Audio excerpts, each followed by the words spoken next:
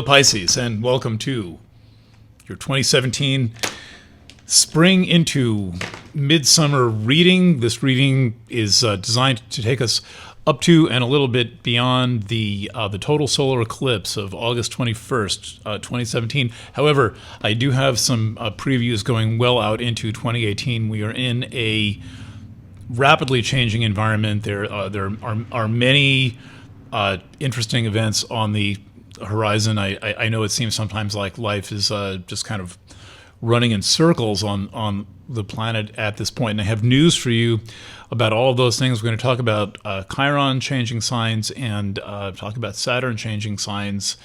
But before we get there, we're going to talk about right now, and let's take right now into right now, as in today is the 26th of May that I'm recording. This is, by the way, the 12th of the 12 signs of the zodiac for involution, or gonna make this a good one. All right, so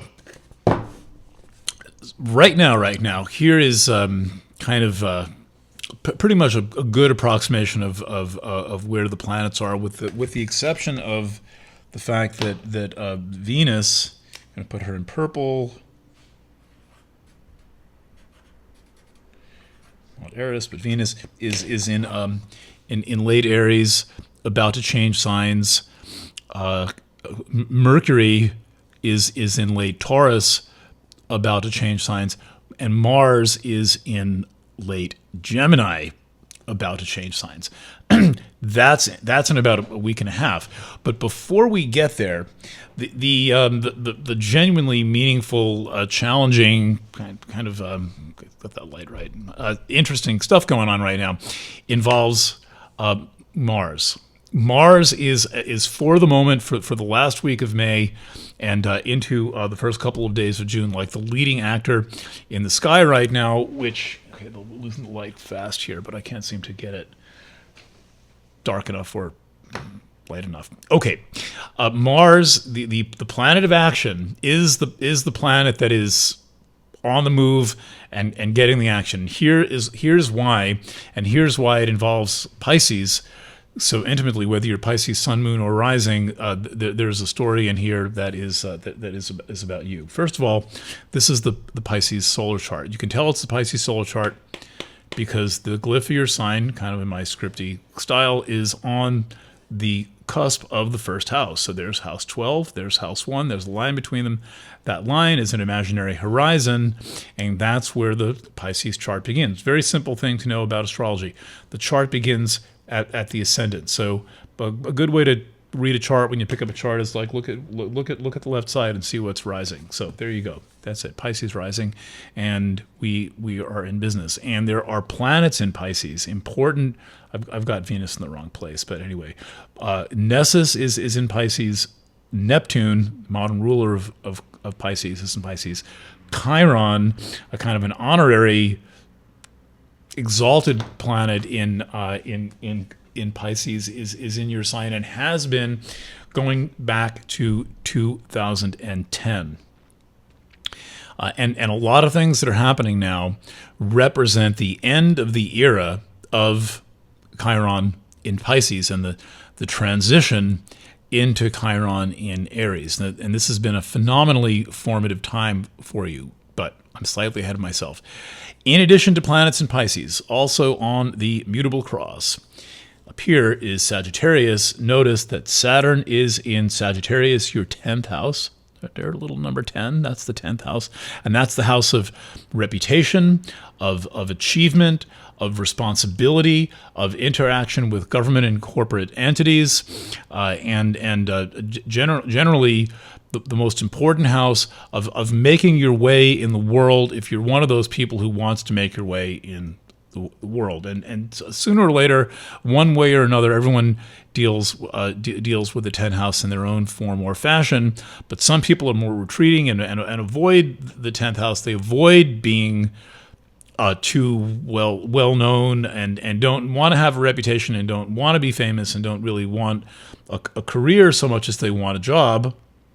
But you, on the other hand, have Saturn here. So Saturn is there too. Now, we'll come back to this. Sticking in the present moment. Mars is in your fourth house right now. And that changes in about 8 or 9 days. And at the moment, the sun is moving through your fourth house, Gemini.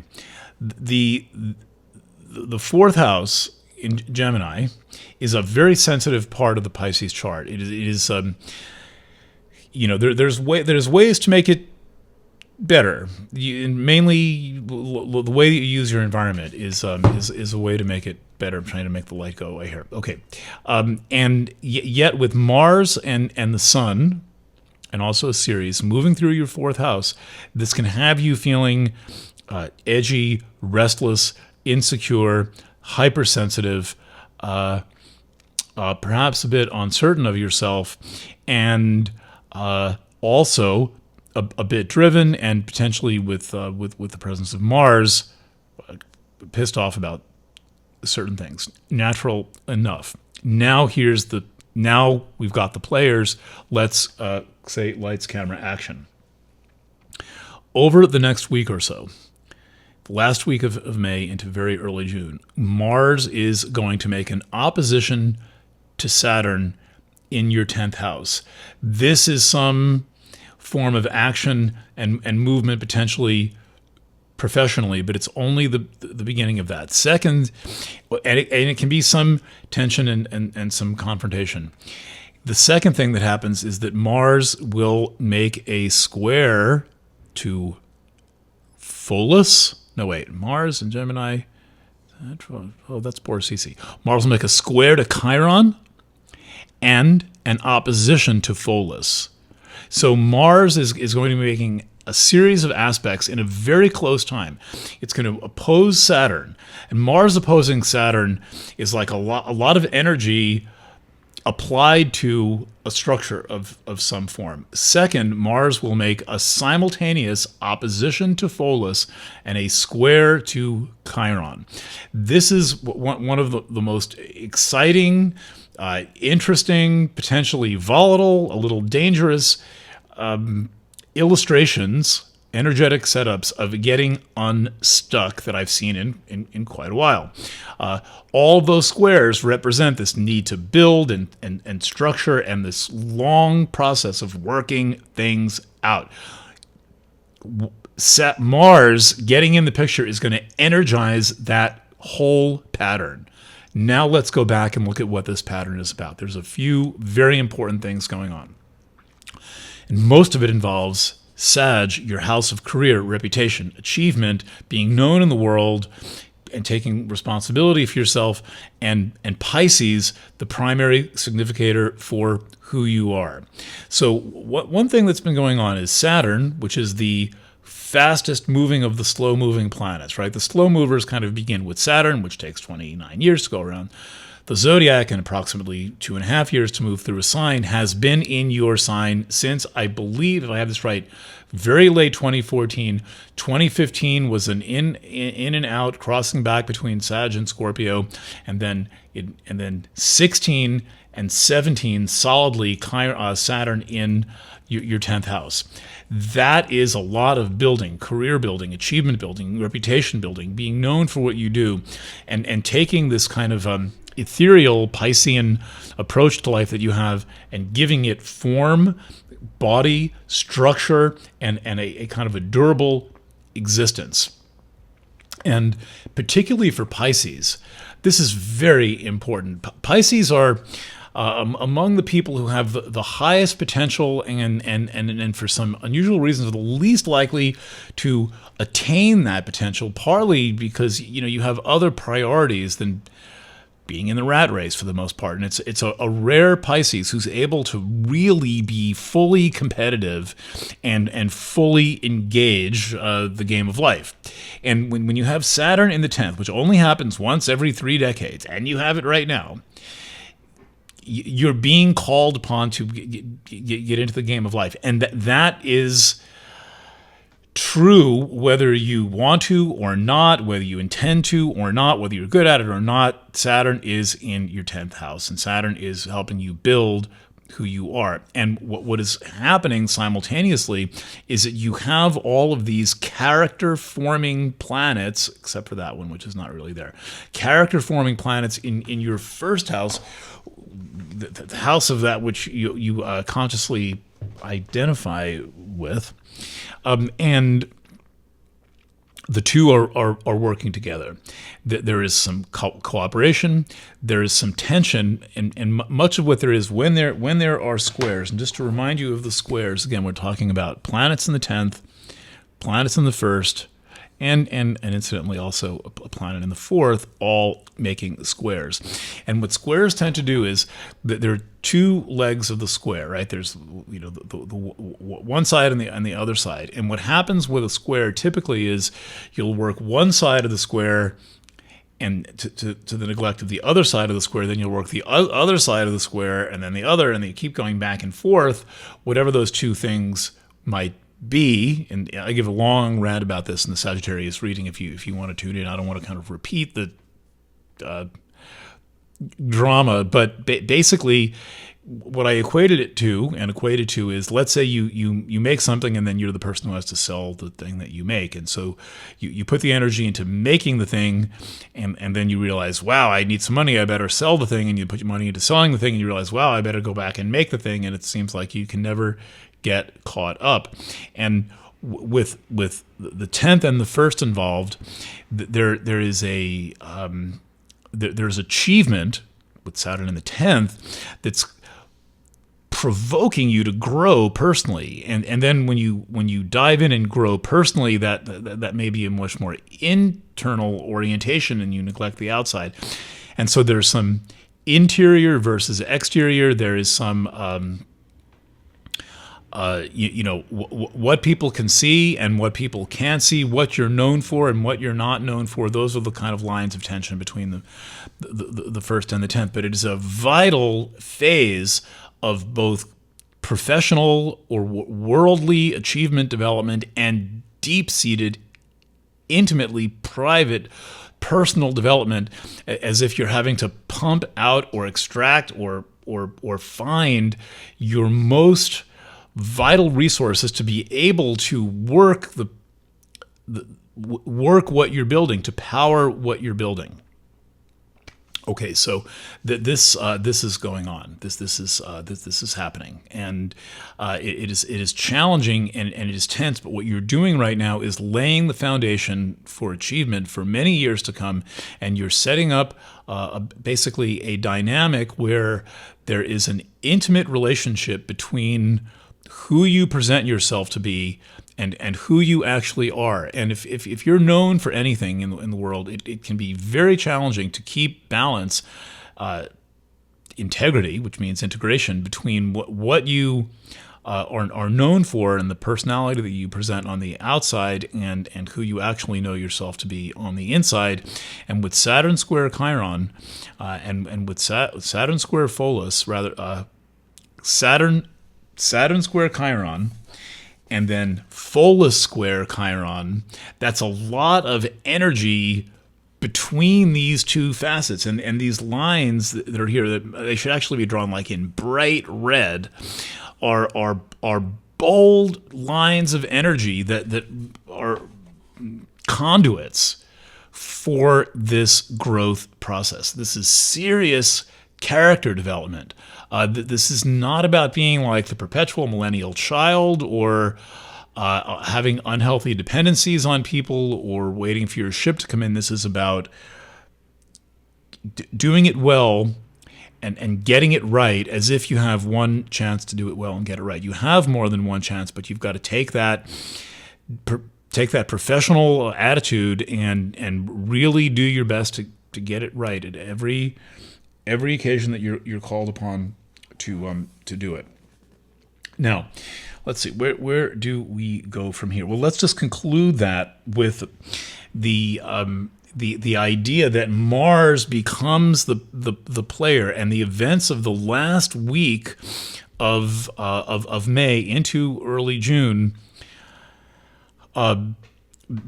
bring events that reveal how much you've accomplished. They may reveal certain weaknesses in your system. They are going to move this energy, and they're going to test these conduits and test this system.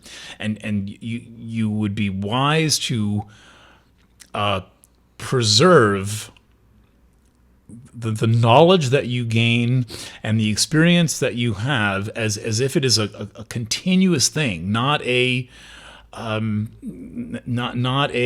fleeting transient thing. Even though Mars is involved and Mars moves pretty quickly, what Mars is doing is activating a pattern that will never repeat again for any time in foreseeable upcoming centuries. It's one time thing, and this is utterly unique in all the world. So pay attention and take advantage of this, uncomfortable though it may feel. And that's the thing about Mars in the fourth and the Sun in the fourth, is it's not that easy emotionally, and you're very sensitive emotionally. It's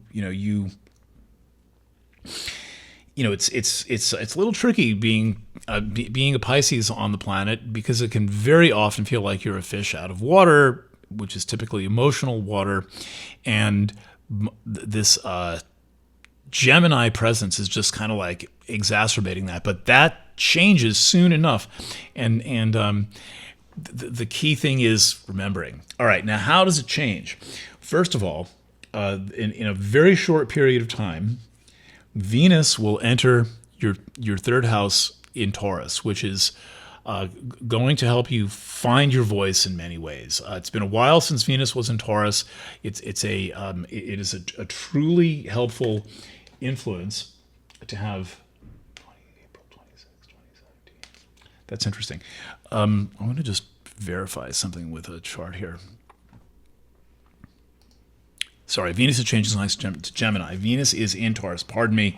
It has been a long day.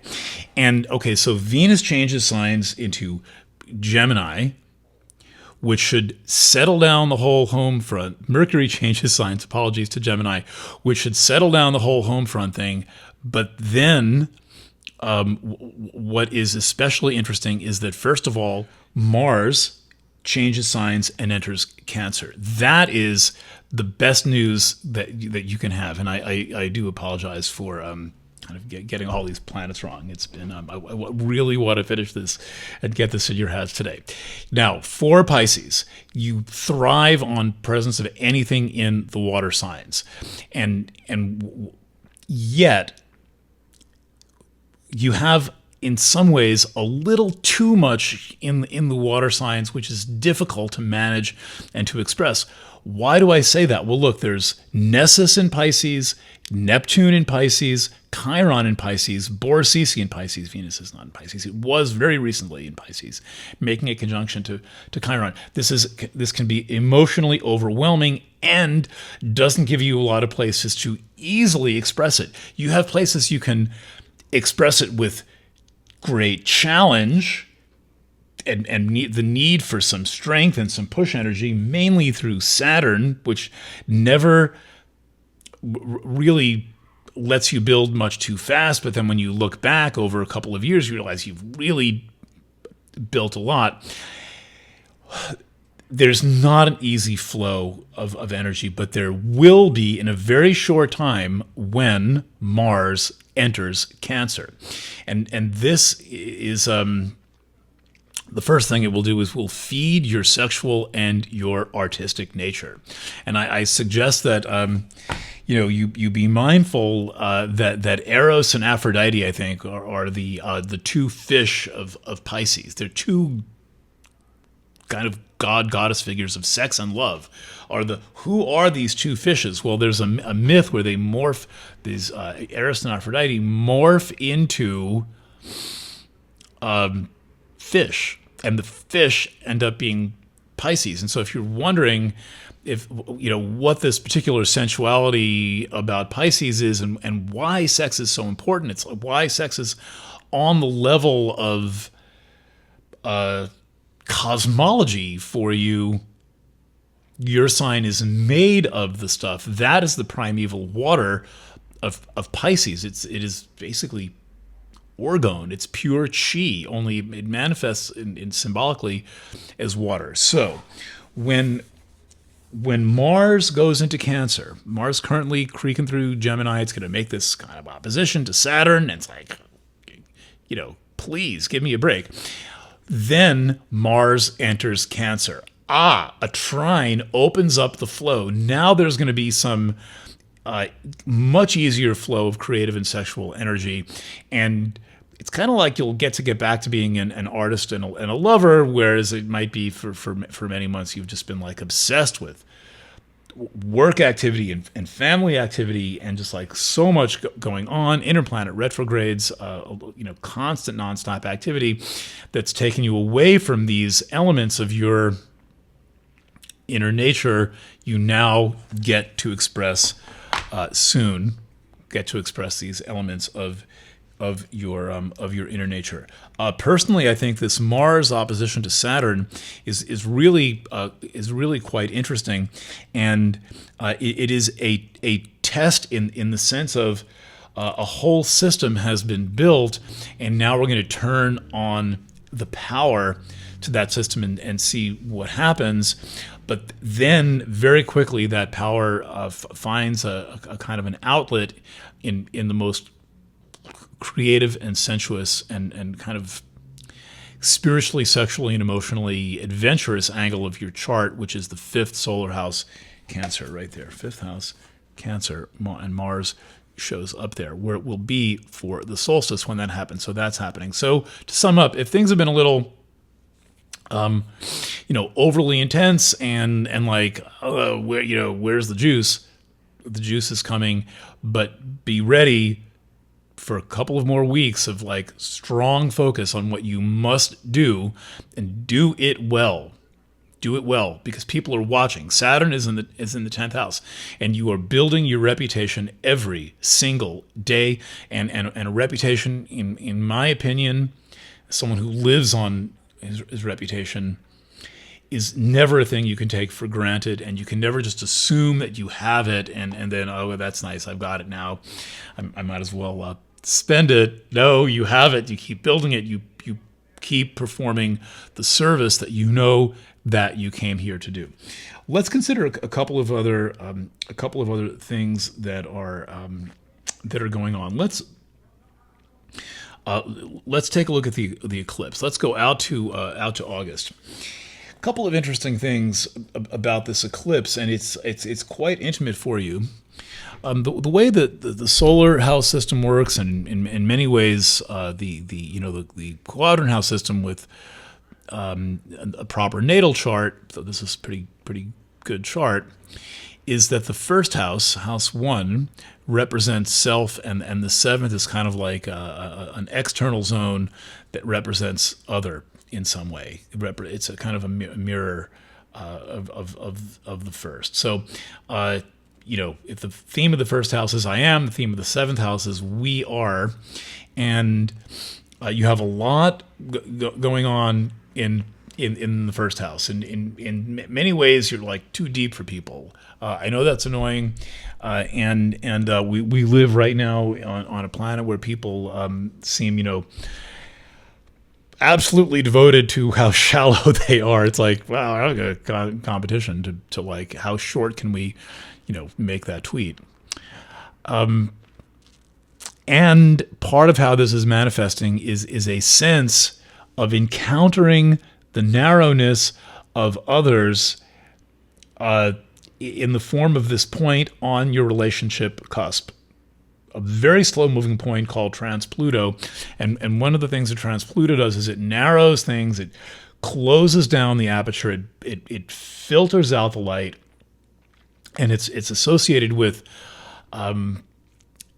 judgment, self-judgment, and a perspective that needs to be wider. It is struggling to be wider. And what you may be seeing when you look out at the world is a bunch of people who just can't get their fucking mind off the same thing that they were talking about yesterday. There's a cafe that I frequent, and I couldn't go there this morning except to pick up the daily news, because every day they're talking about the same damn boring thing in this cafe. It's like complaining about the government, complaining about Trump. It's like, will you people please like put on your wide-angle lens and not like spend your life looking down the wrong end of the binoculars.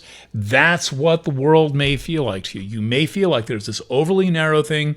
It may be manifesting as a general factor of your environment. It may be manifesting in certain specific individuals, and you may be wondering like how you're going to be this person who has this broad, bold perspective, who wants to actually achieve things with your life when everybody's kind of like working in miniature, building ships and bottles, and you want a ship that actually goes out and sails on the ocean. And if there's a storm, you're going to figure out how to sail your ship through a storm. Here's where the eclipse comes in. Mr. Eclipse takes place closer to your relationship house than it does in any other sign. For some of the signs, it shows up right on the career cusp. On some, it shows up right on the security cusp, money cusp. Where you have it is on right. The eclipse happens very late in Leo, right? So it's a thing that's kind of on the edge, about to become the next thing, and you have it in this very sensitive zone where where you perceive your relationship possibilities, basically where you encounter people and meet people. And what it looks like this eclipse is about is that there is an opening in the zone of your chart that's associated with work, well-being, and healing, but very late in that work, well-being, and healing thing, right in the 29th degree of Leo. But it opens a tap close enough to your relationship house to pour energy into your relationship environment that you may have thought this is, you're trying to like pump on the handle and it's kind of squirting out like a water pick. And you're Pisces. You want some water to go swimming in or drink or freeze and make cocktails out of or something like that. What seems to happen is that like you're looking at like this little river in front of you that's not flowing so much, but then right behind you is going to be this kind of wave, this flood of life force energy that opens up, that you can direct into what you want to direct it into. And suddenly, where there seem to be very few possibilities, suddenly there may be a lot of possibilities, more than you ever thought, based on experience, were possible, and things that were, challenging to the point of like, is this even worth it?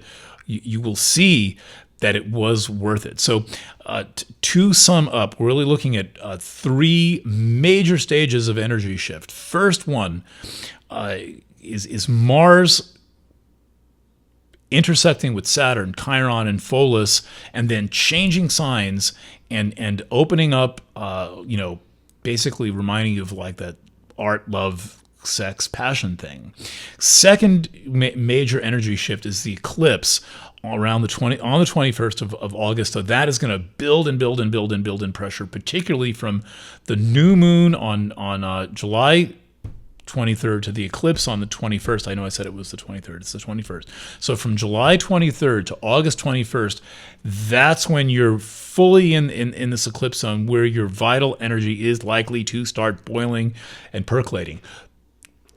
And Mercury changes signs before then, and Venus changes signs before this. By August 21st, indeed by July 23rd, when the sun enters Leo, the world you live in will be a considerably better place, and the problems you think you have now will pretty much be solved, and you'll wonder why you ever put so much energy into them and worry, but you're concerned and conscious, somewhat nervous person, and you're emotional and you worry about things, but try not to worry. And in particular, try not to worry as Mars kind of rubs up against Saturn, and feel the confidence that you have. So this summer is all full of movement, and by the way, it's going to be crazy as all get out in Washington, D.C.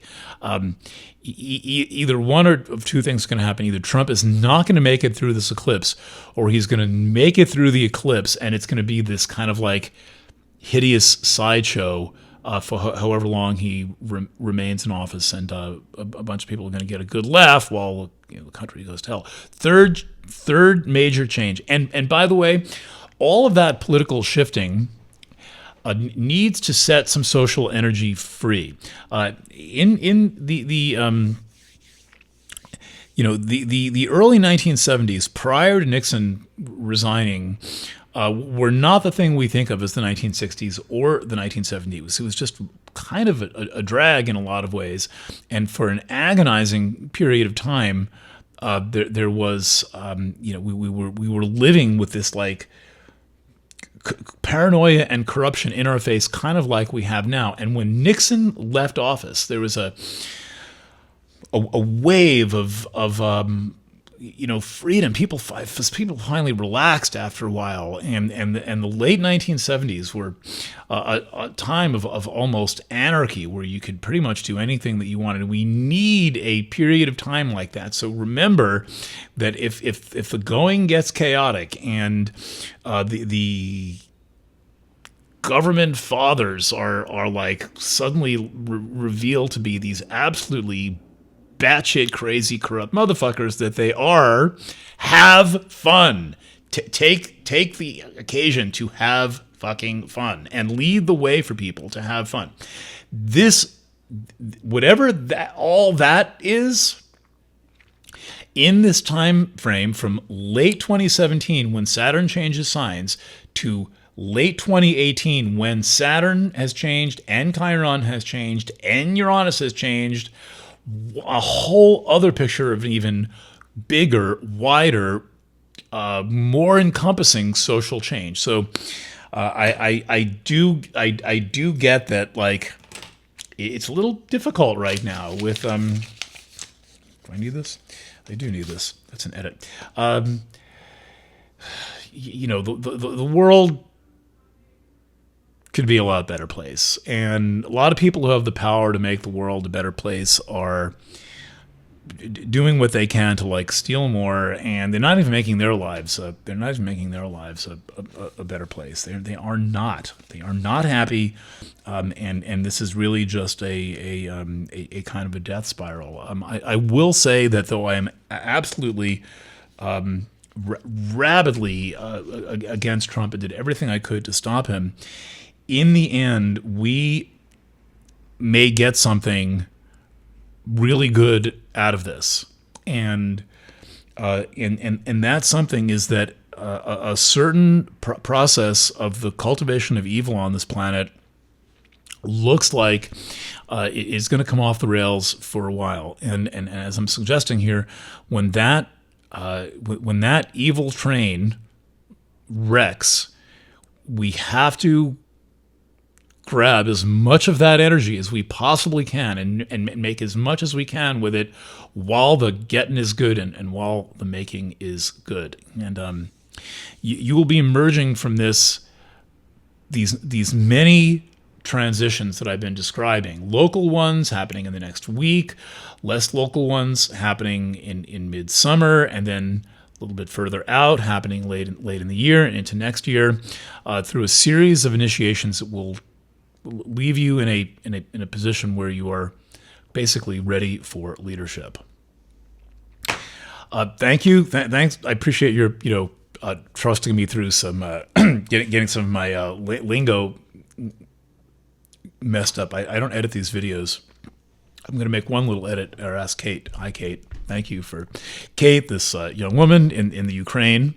Anatoly's daughter has basically put together all 6 hours of this video, and she is a trooper, and she's very efficient at at working with computers. She takes after her dad, who runs the Planet Wave website. Anatoly has been involved in the process of producing this. So I just want to go out with, after this journey that I have been on and that you may have come with me on for all 6 hours of this, thanking the people who have produced this work and put it on the internet, and hey, YouTube, even for hosting it for free, and you for sponsoring it. Thank you very, much for that. And this concludes an approximately 60-day work week for me. I'm now going to go have Memorial Day weekend. So till next time, lots of love, and bye for now.